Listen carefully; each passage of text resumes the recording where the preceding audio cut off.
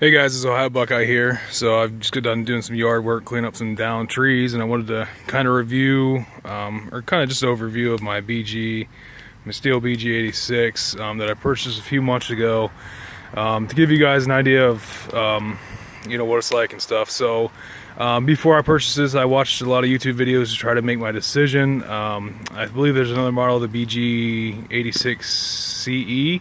It's like the easier start model. It's the same blower, just it has a mechanism inside here that allows it to start easier. I was originally going to get that one, but I talked to the guys at the Stihl dealership, and they encouraged me to get this one just because, you know, if you're an able-bodied male, you shouldn't have a problem pull starting this, and it's super easy. It's not hard at all. If you're an elderly person or maybe a female or something like that, you might want to opt for the other model, the CE. But if you're a male, I mean, you should have zero problems at all. This is super easy to start. So I was debating between getting this one, the model below it, or the backpack model. And I decided to go with the BG 86. I have a 1 acre lot. I wanted to use it for pure residential use only. I don't do landscaping or anything like that. So for me personally, this is the best fit. I have, as you can see, I got a lot of trees around me. So in the fall time, I got 1 acre lot that's going to be pretty much covered in leaves. So and from what I've used this so far the past couple months, I'm sure that this is going to be absolutely fine.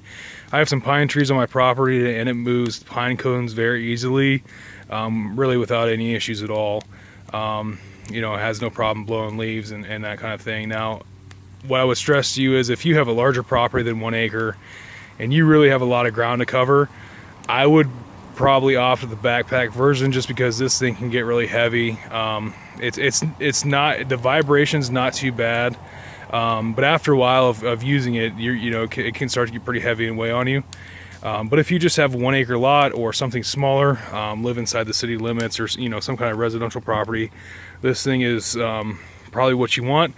I probably wouldn't even go for the lower, the smaller units, just because this seems like it's adequate. I think a smaller unit might get you by, but you're going to be lacking for power in some areas.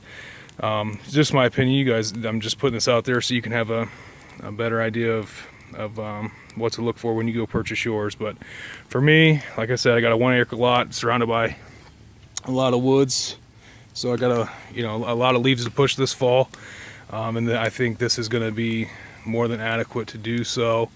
I like the features on it. If you want to stop it, you just push down on this lever and it shuts off.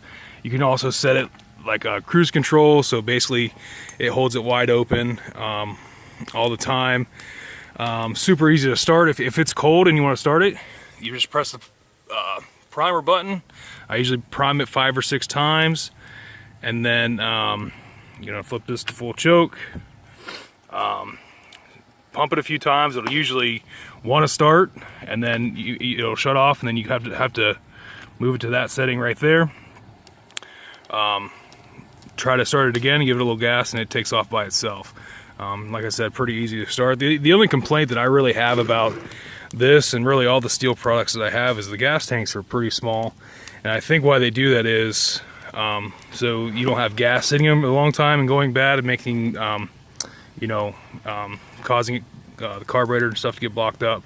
Because I think that's why a lot of people complain about Stihl products, is because the carbs get blocked up and they say they're hard to start. So I think most people don't realize if you let gas in them in your blower or weed eater or anything like that for over a month, it's not good. So that's just my thoughts on this blower. All right, thanks.